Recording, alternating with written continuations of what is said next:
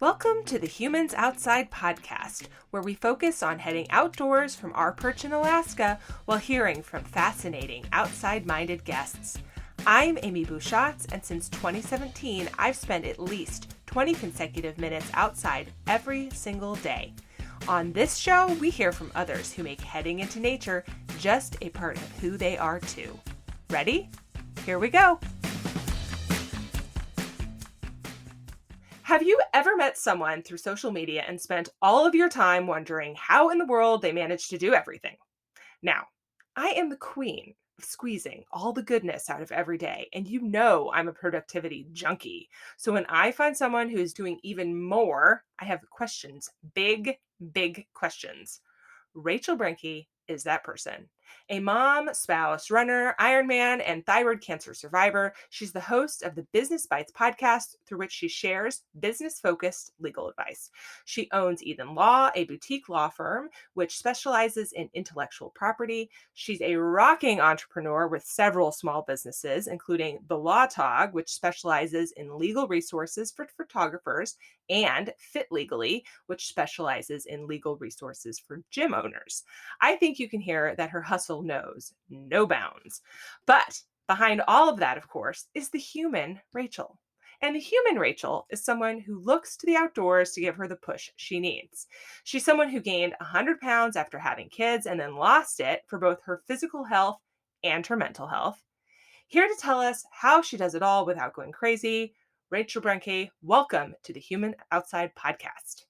Hey, Amy, thanks for having me. Well, I'll just give the spoiler up front. I don't know how to have it all, but I'll share how I've done a lot and also a couple tips that I've learned along the way. That's good, because we all know that you really can't do it all, because I've tried, one, and two, there's always a secret. So I'm stoked to hear about that. But first, as always, we like to pretend that we're in podcast land, actually, but instead we are pretending that we're hanging out and chatting in your favorite outdoor space or doing your favorite thing outside. Where are we chatting today? Anything that has water. More specifically, it would probably be on the beach getting ready to start an Ironman.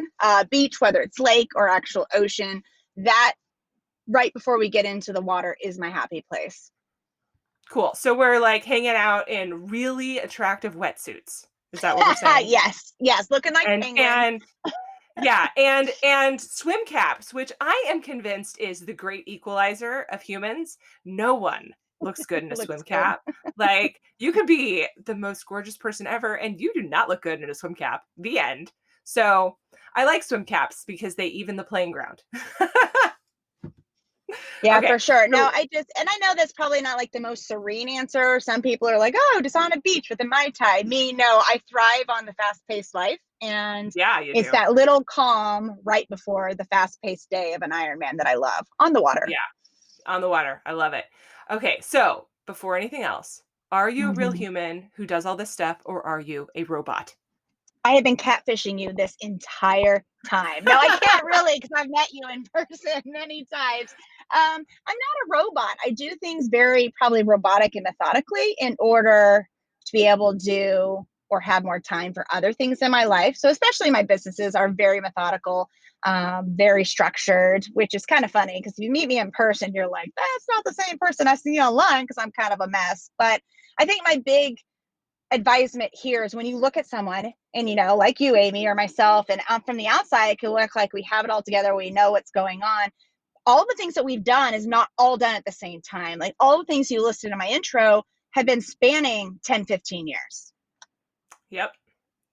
Totally. Okay. But you're like human, not machine. So I'm real. I'm glad we cleared that up. Okay. When we talk about living outdoor-centric lives, now on the Humans Outside podcast, we've talked to farmers, we've talked to outdoor writers and experts, we've talked to hikers and therapists and a kayaker and a time management guru. Okay. You are a small business owner and a goal crusher. So tell us first, how did you get there? Talk to us about your journey to being those things. I have never really ever fit into a box, physically and emotionally. Like I've always wanted to be outside, which is so fitting. And I think that's why you and I get along so well.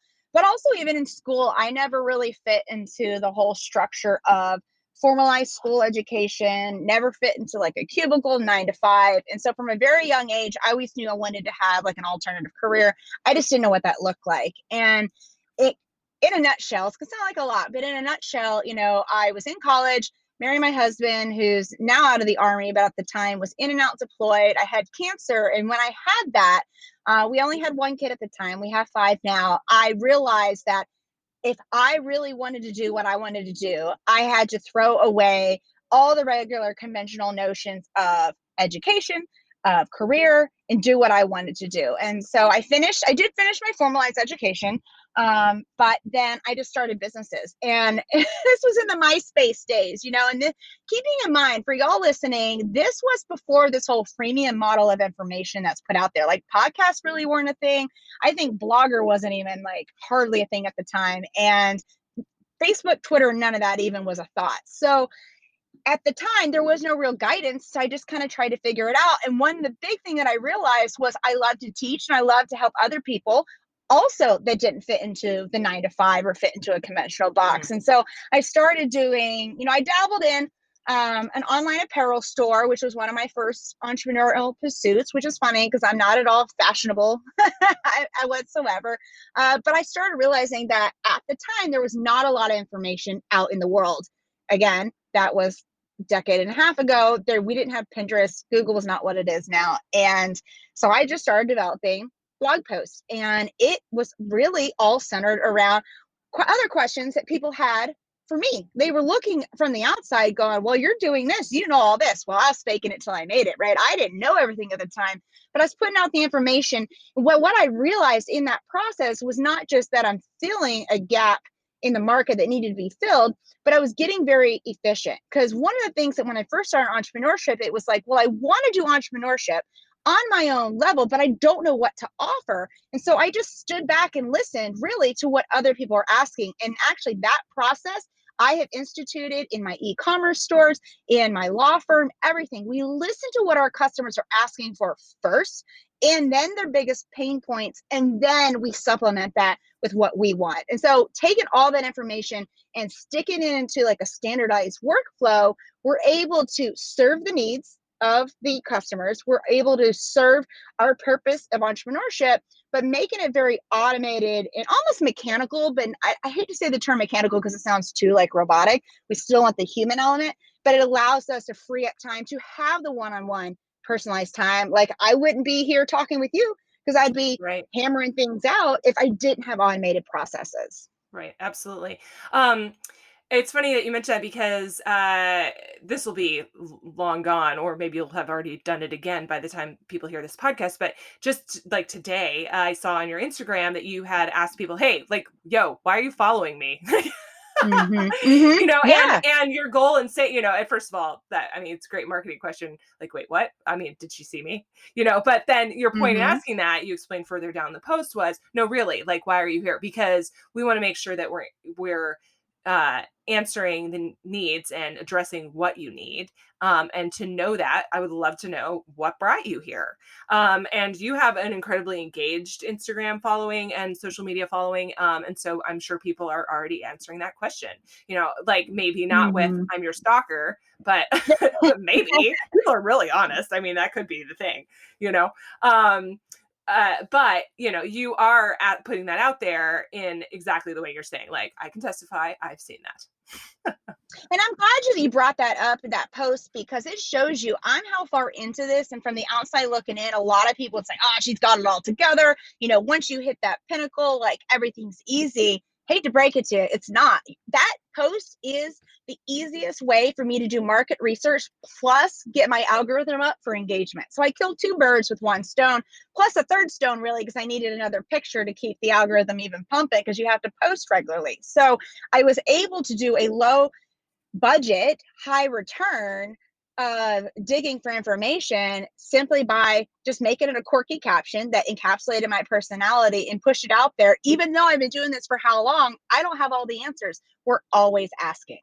Right. And for those of you who listening to this who don't know about the Facebook, Rachel may not be a robot, but the Facebook is. And so Yeah. Facebook is operated by the robots, the algorithms that essentially reward people who are posting things with getting their content in front of more followers, if Mhm. you do what the robots want. And in right now, I mean, that's the frustrating thing. It's constantly changing, by the way. So it's like you wake up and it's different. But at the moment, which Rachel just listed as being the things to make the algorithm happy are what works. You know, more photos, more posts, more engagement, and those things feed off of each other. And ta-da, the robots are your friends again.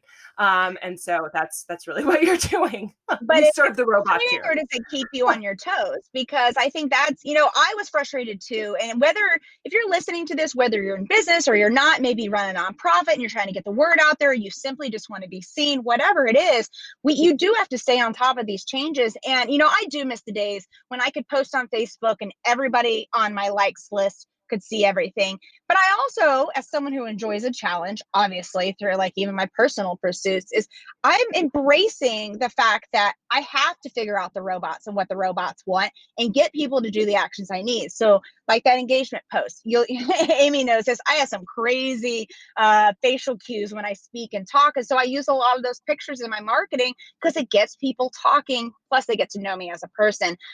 So yeah, like I'm good with honestly the changes. I mean, today maybe ask me tomorrow if I still feel this way, but I'm okay with the changes because it keeps me on the top of my game. Yeah, absolutely. So you mentioned earlier that going outside is having time to spend time outside is a huge part of your Mhm. why. I know you started running initially or rather you dropped the weight that you gained when you had kids, and like so many of us do, by the way, by running. So I want to know, like, I want to see like this string of how you got into spending more time outside. So talk to us about why running and why outside. Because, by the way, you can totally run on a treadmill in your garage watching DVDs or something. Like, it doesn't have to be outside, although I wouldn't recommend that, but you can do it. So talk to us about that.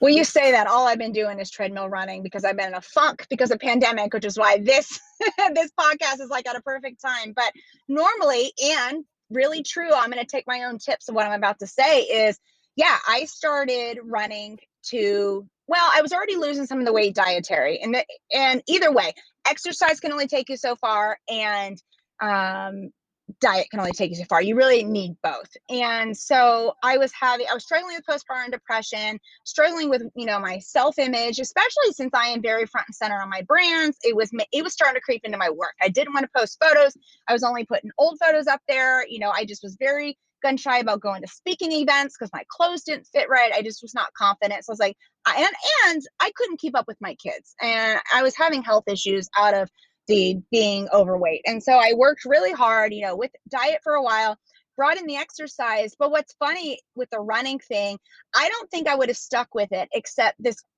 girl that I went to high school with. Actually, we swam on the swim team together, and we still haven't seen each other in years. And since like high school, she saw on Facebook that I was doing like couch to 5K. Well, she was in Ironmans. She was doing Mm. triathlons, and she noticed in a picture that I took, because you have to take that gratuitous selfie, of your when you're out running.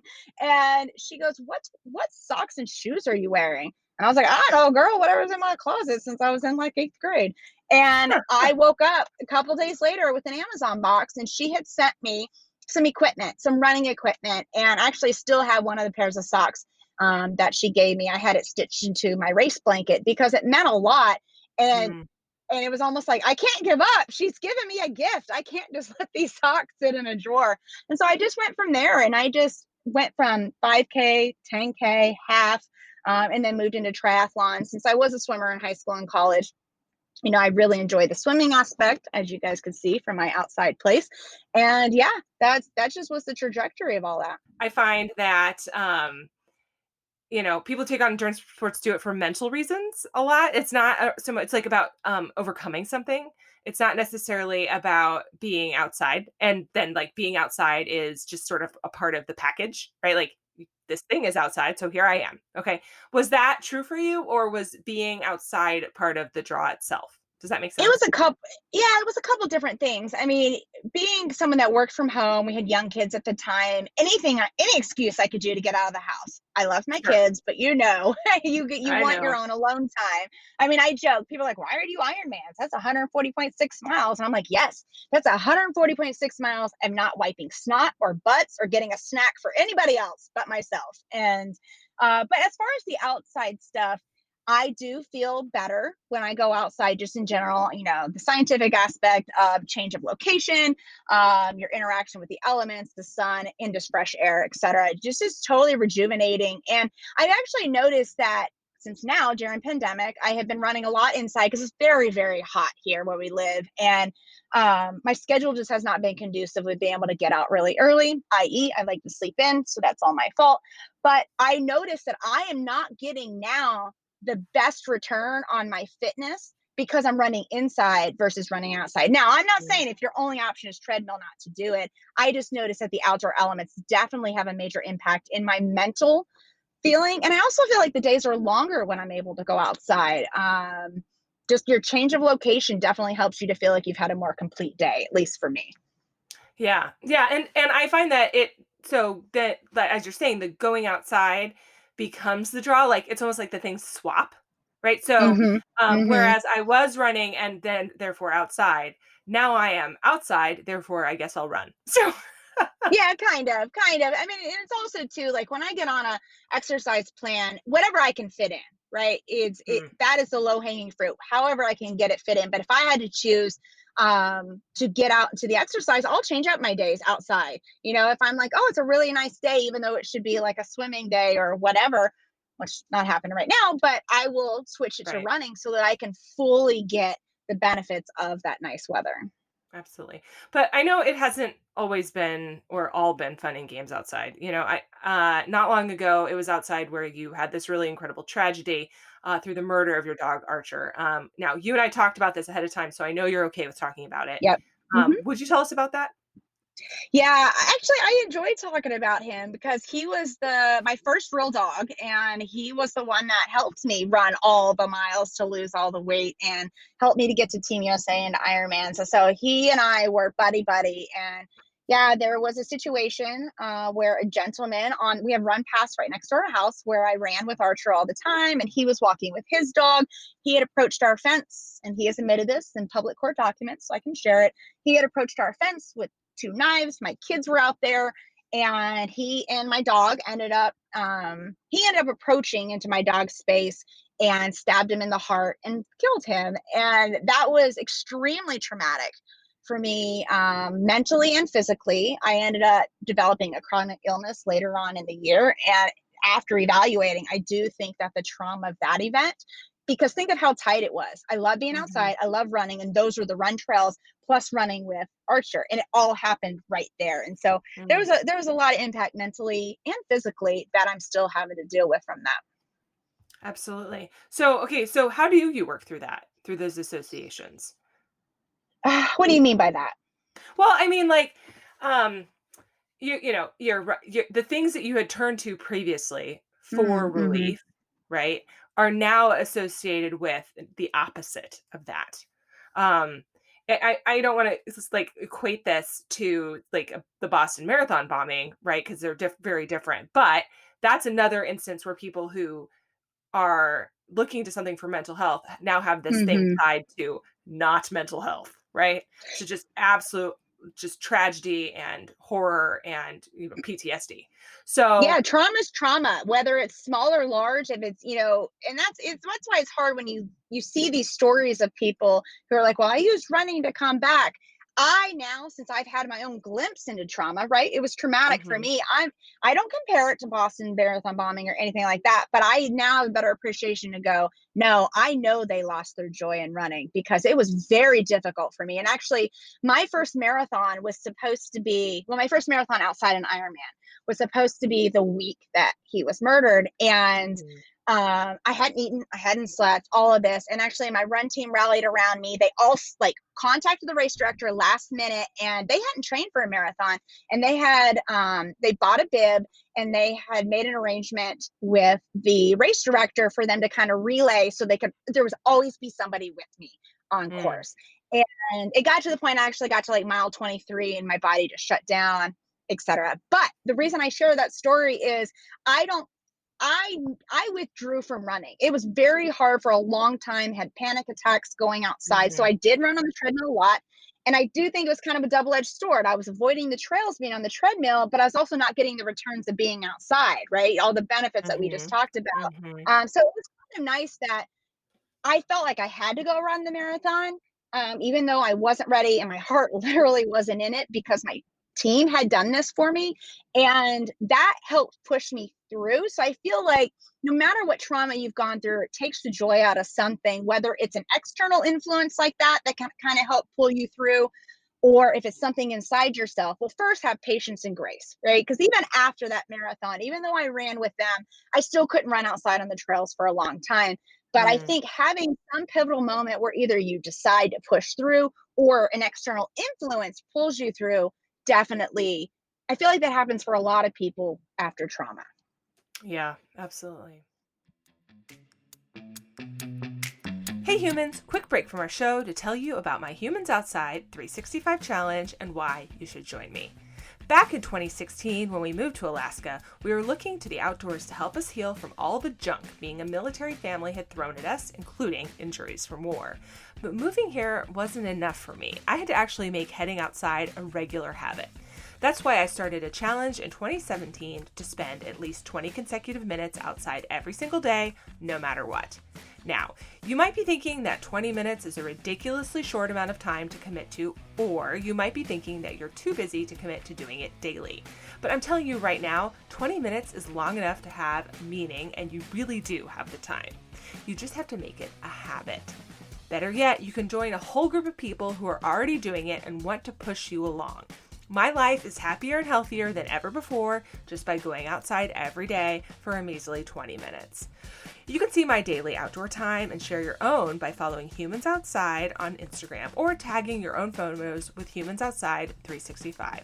No gimmicks, nothing to sell you, just time outside that makes your life better. I hope to see you out there. Now, back to our show. Okay, so owning a small business is not just a full-time thing, it's more than a full-time thing. Like, there's no day off, there's no Mhm. rest day, and there's no stop. There's like that, like, don't guys, don't do this. No, I'm kidding. Where does your outdoor time fit into that from a synergy perspective? Does one fuel the other? Well, two things. One, I'm in a place now because I've worked so hard for so long that, like, when the trauma happened, I had other life events. Even now, my schedule really allows that. For the most part, I can get outside, I can exercise, and the business is not going to stop without me. So I do have days off now, but that's because I put in a lot of elbow grease in the beginning. However, and I had to learn this lesson the hard way, you're driven with fear in the very beginning of entrepreneurship. You don't want to fail. So you feel like you have to work all the time. And I really had to learn that. And it kind of coincided with this whole story we've talked about, my fitness trajectory and all that. But I do think that entrepreneurship in the beginning was adding to a lot of kind of the mental decline that I was having, in addition to being overweight and just insecure and all of that, because I wasn't taking time. It's like this whole catch 22, right? I wasn't taking time to exercise. So, and I still do this now, but even then I realized I have to schedule in when I'm going to get outside. And it's been a little bit more difficult. Sometimes you go through waves in life, like now during Mhm. pandemic or whenever, depends on your life circumstances. Have to give yourself grace and it'll move around. But for the most part, I schedule very first part of the day is my exercise, or else I know it won't get done. That goes on the calendar. Nothing else gets booked then. Mhm. Absolutely. That makes so much sense. You just you have to be intentional. Is the Hmm. word we use a lot, right? That you that's how I schedule in my 20 minutes in a way. I don't it's only 20 minutes, so I don't have to usually, unless we're talking like a travel day or something like that, physically put it on the calendar. But, I think like that is my priority and I'm intentional about it. So I think in terms of when am I going to do this? And then build other things around that. So I have sort of a 9 to 5 sort of full-time job. It's a little bit more flexible than that, but and not actually 9 to 5 in my time zone, but it's pretty predictable in that way. Like I'm at my desk for a certain amount of time each day. So that's sort of set in stone. And then from there, I have my this podcast, I have my business, I have grad school, I have all this, my kids and stuff. And all of that I consider when I build in when am I going to go outside? When am I going to spend my 20 minutes? And that I think that's even more true in the wintertime when things are just harder because you have to wear more Mhm. jackets, or whatever. So yeah, so I totally get that. I do want to talk about some practical advice because we mentioned earlier that you're not a robot who is also a human. Uh, somehow you still manage to do the things plus even more things. So talk to us about those practicalities.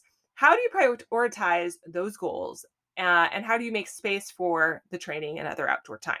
How do you do it? Every Everything is scheduled. And I know that sounds almost so cliche, but I am one of those. I talked about earlier. I'm very mechanical, but I'm also a hot mess on the other side. So for me, I work better, more productive when each day is a specific thing. Like today is we're recording on a Wednesday. That is my regular. I record on Wednesdays for my podcast and to be on other people's. So unless it's like an extreme circumstance, I don't record any other days. Mhm. Like law firm stuff is on certain days, phone calls are at certain times. That way there's predictability, not just for me, but also for my family and also for my support teams of the different businesses. They know that I am fully accessible for that specific business on that day. So the rest of the time, obviously, they have to take ownership and work on their stuff. And I am accessible, but I'm not available for like an hour brainstorming call. That hour Right. brainstorming call needs to be scheduled on the day that brand or that business is carved out for. And for me, that kind of reduces a lot of anxiety, and just, oh my gosh, what's my schedule like today? I know when I wake up on Wednesdays that I have to get dressed because some will be on video, or like I got to get my run done quickly because when I have to shower, I can't sit in my run clothes while I record because I've got to look presentable for video, etc. Whereas other days when I know they're just phone calls, I don't have to worry about that sort of stuff. And that sounds so simplistic. You're like, oh, she doesn't want to shower. But when you are trying to cram in as many things as I'm trying to do, because I want to be done by a certain time of the day to be able to give to my kids in the afternoon to the evenings, I don't want to have to give up my exercise in the morning and then say, oh, I'll do it later. I said earlier, it won't happen because I won't give up that time in the evening, oftentimes, to go exercise because I want to spend time with my kids. Right. And plus, I'm just mentally better if everything's methodical and I exercise first. But you know what? I think there's like a hesitancy when we think about spending time outside to schedule it because we think that it should just be this natural thing that we do. Like, Mhm. oh, like this should be organic. This should just happen because I'm a person who wants to be natural and spend time outside. It's like it's sort of counterintuitive to this concept of scheduling and making sure things happen. But when we heard from Laura Vanderkam on the podcast, she is a time management expert. Who's Mhm. been on one of these episodes, and she talked about the importance of scheduling. If you don't, and Mhm. understanding where your time goes, if you don't know where your time is going, how can you possibly spend it the way you want to spend it? Mhm. Um, Mhm. and that's exactly what you're talking about. And I think that there's a hesitancy to do that around this subject in particular because people feel like you don't need to be that intentional or that practical about something that should just be a natural part of who you are. Well, let me flip that on its head. You say you're talking about us, but think about it. Time scheduling is a boundary for other people. So my team knows when I'm running between 7, 8, 9 in the morning, that is a boundary for them not to call me to ask a Mm, question. So it's not so I get where you're coming from. We want it to be more organic, but you can't be so loosey goosey when you do have a team or you're working with clients. There no, has to absolutely be not. boundaries to protect. Because if I don't protect my time at all, I'm going to have no time to ever fit in that organic. And I still get outside other times. Like if I have a client call, maybe with someone like you, Amy, I might go for a walk and do it because I know you're not going to care if you hear the leaves in the background and that kind of stuff. So I still do try to get outside throughout the day. No, absolutely. No, and I completely agree with that. I just think that, that may be the hesitancy of some folks who are listening that Yeah, like, I can yeah, see like, that. oh, like I don't want to do that, Like Well, and that's the too hard. question Okay. is, but what are the benefits out of it? I mean, because like I Right. mentioned before, if I don't schedule it, it's not going to happen. Am I going to feel worse having to force myself going during a certain time or not getting to go at all. Mhm. Mhm. Oh, absolutely. Absolutely. So, okay, on that vein, if you had 3 tips to give people for, doing all the things and still having fitting it all in, I mean, time, making a schedule is clearly one of them. What are some others? Mhm. Well, the first one on the schedule thing, put all your personal stuff first. I think that is what's important because I am big about business, but there's no point in business if you don't have a life. So put in your everyday stuff that you need to do, the obligations that you have, carve all that in, and then put around your business stuff. And I understand that's not always consistent. There are times when business is busier, and then there's times that family stuff is just busier. So give yourself grace on that. Other tips on, I'm a big proponent of, you hear the phrase, no is a complete answer or whatever. I know a lot of people don't want to say no and set boundaries because they're afraid of losing opportunities. And I see this a lot with newer entrepreneurs, including myself, and I still even feel this way. So I'm a big fan of saying, not right now instead of no. So like if you had Mm, reached out to me and we're familiar enough that I could have said, not right now, we'll do it later. But if it was someone that I was really worried would never let me come on the podcast before, I might feel like, oh my gosh, I got to fit them in, even though it's stressing me out, which can then impede other areas of my work and home life. And I might have been not wanting to say no or not right now for fear of losing that. But I feel like saying not right now, can we schedule for X time out? Setting those type of boundaries, make them a bit looser, can really help for a lot of reducing stress and time management. Because I used to be one of those. If I got an inquiry, I jumped right on it. Like right. I have to get on this podcast this week, or I'm going to lose the opportunity. And most people are human, and I think that's the biggest key thing in life is that we see a lot of nastiness on the internet with everyone stuck home, blah blah blah, but at the end of the day we're all humans, and there's a lot better humans that understand, hey, life's happening. I'm just happy to have you on my podcast, so whenever you want to Mm, do it, that they can extend that to you. yeah. And that's how I feel. So thank you. You're welcome. But I fit you Anything in because I love you. thanks, bud. Any other tips? Well, I mean, one of the other key things, and maybe this is further along in business or even in personal life, you might not be able to financially afford something of this, but I always ask myself, do my fingers have to be touching this task? And I've actually been Mm, really trying to use this during pandemic in my house because I've been trying to like clean everything. And I'm like, wait, I have 5 kids. Do I really need to be sweeping when one of these 5 kids laying around on their phones could be doing it? But asking yourself, do my hands have to be doing this task, whether it's business or home life, and then finding a solution to have someone else do that. I'm not saying like give up all your obligations, but for example, no one else can come on a podcast for me. So if I'm wasting my time elsewhere, like updating my website or sweeping my floor, I wouldn't have time to come on the Humans Outside podcast. So by releasing and asking that question and getting rid of that responsibility, it frees up for things that actually bring me joy and better return. absolutely. And so what I hear you say is outsource, you know. Outsource. I was avoiding that word because I feel like people hear it so often that they get glossed over. So I was trying to avoid that word, Amy. Oh, sorry. Well, I mean, I love me some outsourcing. Although I will confess that I only recently started doing that for my business. I've been a fan of that for, other parts of my life for a long time. For example, I have a house cleaner who comes and helps me. Mhm. And it's really just a simple math equation, right? Because if you can sit down and say, what is my time worth?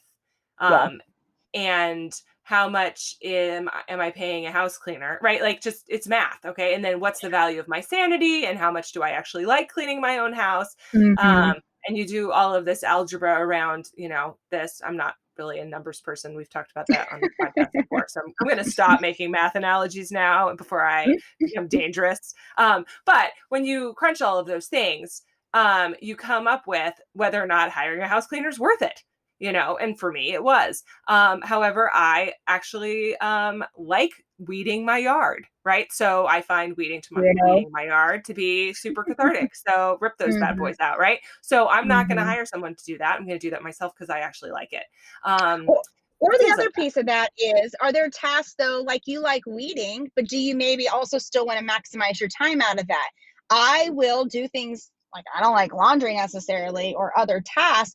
I'll listen to podcasts and still that. do either, whether it's educational, personal growth, or sometimes you just want to be quiet and listen to nothing but the outside. That's cool Yep. too. You don't have to pick one and say, okay, every time I weed, I'm going to listen to X, Y, and Z. Let it be organic, like we were talking about earlier. Just get outside and then see how your body feels and what you want to do. But I think that brings up a really good point because I for somebody like you or I, these people who really like to be productive and who have these schedules, it's easy to fall into the Yep. multitasking trap, which is to say, Uh-huh. like, if I'm going to do something where I could be doing something else at the same time, I should absolutely be using that time wisely and doing something at the same time. So Mhm. for maybe that means I'm going to always listen to podcasts while I run, right? Two birds, one stone, which I find Mhm. irresistible concept, by the way. Or if I'm I going to do it. be on a walk, I should be also checking my email because I could be outside and walking. And as long as there Mhm. are no cars, I can also read my email. No. Now you're missing out on the other benefits of doing that activity, which is not Agreed. to say like you shouldn't ever do those things, do two things at once. It's just to say, like, think about being outside as already doing something else. You are physically outside and you are mentally outside, right? And those are two different things, I think. They Well, and it play all together, boils but they're yeah, it different. boils down to, like, multitasking. You're what is it? The jack of all trades, master of none, and that's kind of the Hmm. same mentality when you're multitasking. Like you said, you're not getting the best benefits. I had a friend that actually told me that I was studying for the bar exam and also training for an Ironman, and I was like, "Oh, well, I just study when I'm on the bike." And she's an attorney also, and she goes, "But you're only doing 50% of each. You're not Hmm. getting, you think you're saving time and maybe you are on paper, but you're not getting the full benefit of the bike ride, which you're going to see on race day. And you're not getting the full benefit of that study, which you're going to see on test day." Yep, absolutely. Oh, that's so true. And I think that that is really hard to remember that that's true because you want to Mm-hmm. do all the things like we've just talked about and you can't. But you think you can if you just layer them, but you can't layer everything because then you Mm-hmm. have a not very delicious cake. Yum. Blech. Yeah. Ooh, cake. I think you and I are both counting macros right now, right? So, Oh, ooh, don't remind me. cake. All right. Dude. Not to digress. All right. Okay. So we've come to the end, even though I could talk to you for the rest of my life, where we do our little leftovers round. Okay. So we just like to know people's favorite stuff, right? It's just how we roll here. So talk to us. What is your favorite gear? Amy, I'm the most indecisive person. My favorite gear, like for exercise? Yeah, like outside gear, like just your most beloved thing, the thing you love. Doesn't have to be the most practical because that's the second question, by the way. So I don't know. Okay, you even prepped me with these questions and I still don't have an answer. See, this is why when I go to a restaurant, I order the same thing every time because I'm so oh, me indecisive, too. not because I love that item. My favorite piece of gear, probably a visor. I love visors, not because they give me shade. Oh, I don't like my forehead. That's so vain to sound. Okay, let me give you a better answer. It keeps the sweat out of my eyes. There you go. There you go. It keeps your forehead off the camera. No, no, that's not what we meant. So, okay, I don't like visors because I think they make me look like that guy from like the cooking channel, whose first name is Guy. I don't know his last name. He's got like the Guy spiked blonde Fieri, hair. yeah. Yeah, that's me in a visor. I look ridiculous and my hair's like okay, and I keep buying visors thinking, "Oh, I'll totally look cool in this," and I don't. I don't look cool. I look terrible. So, okay, most essential gear, like the thing that is the most useful or like you literally can't live without this thing. My Garmin Yeah. watch. Mhm. Even Mhm. if I'm going just for like a fun run and I try to do like a quote Oh, unquote yeah. naked run, it doesn't count unless it's on the Garmin, even if I don't It look at it the doesn't. whole run. Yeah, that's some sort of intense voodoo, like, self-control to not look at it on the run. I don't believe you. Yeah. Yeah, don't believe me because I don't think I Yeah. would unless it's died. I will say, Amy fact, I wear 2 watches to run. What? I know. I know. Because here's the thing, guys. Here's the thing. I have an Apple Watch that I love, okay? Because it gives me my text messages and it keeps me from looking at my phone and I can answer my phone on it and it pings me for Slack for my full-time job and all like magic, full-time magic. I can control the music, whatever, okay? Um I hate it for running. I hate it. Mhm. Okay. Mhm. But It also tracks my activity during the day. And I cannot stand the thought that I would run like bajillion miles and not close those stupid rings. Okay. So so I wear my Garmin. I'm left-handed, so I have my Apple Watch on my right hand. Oh I my wear my God. Garmin on my left hand to like actually be my running watch because I like the functions it has better. And my Mhm. Apple Watch I wear still because God forbid I run 10 miles and not close my rings today. Just saying. It's not acceptable outcome.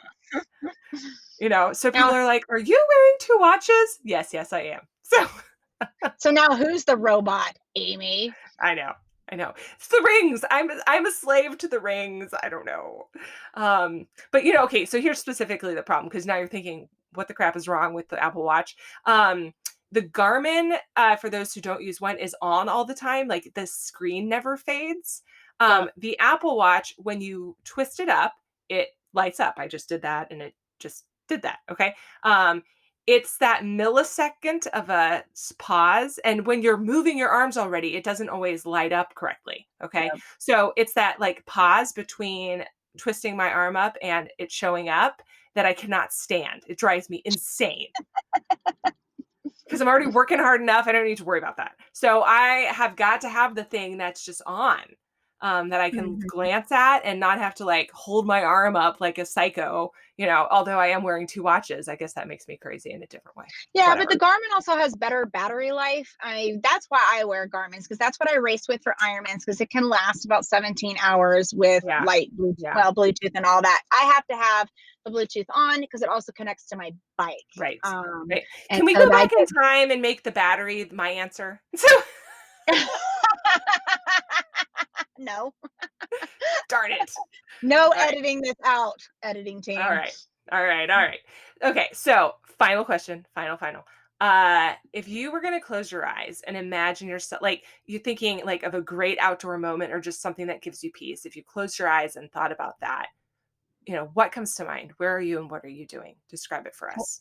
Well, we've come full circle and my eyes are closed, but any Ironman that I've stood on the beach, in that penguin looking wetsuit, the sounds of the water, the feeling of it over your toes, and just the crispness in the air, so weird. That's so like invigorating to me. I think that's also why I don't like running in the heat because there's no crispness. It's just suffocating. Ugh.